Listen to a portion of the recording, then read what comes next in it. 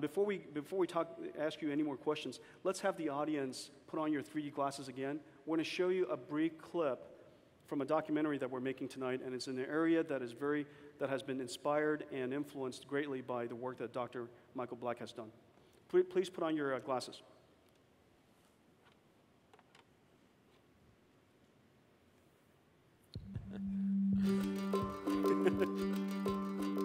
Our group is researching techniques to perform motion compensation for beating heart surgeries. In order to avoid stopping the heart, the surgeon can perform the surgical act through small holes on the patient's thorax. So through these small incisions in the patient's body, the surgeon defines a region of interest. We are able to estimate its motion in 3D.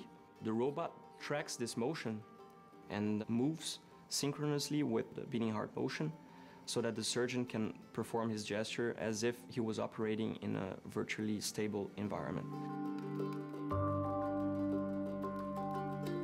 The problem here is actually the volume of data that you have to treat. The heart moves at very high speeds, so therefore you actually have to visualize the heart motion at a very high speed. In order to do that, we have to acquire images at a much higher frame rate.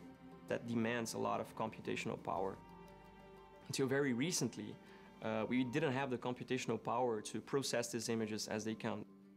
It was only with the GPU that this became possible, because before, the computational power was too expensive, or it was simply impossible to perform the algorithms that were needed in order to achieve this.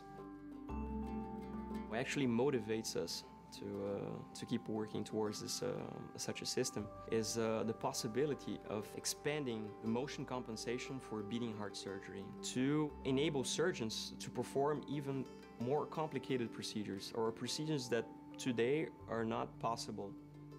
We're actually hoping to do something that is going to change medicine, so that's going to provide surgeons with more possibilities.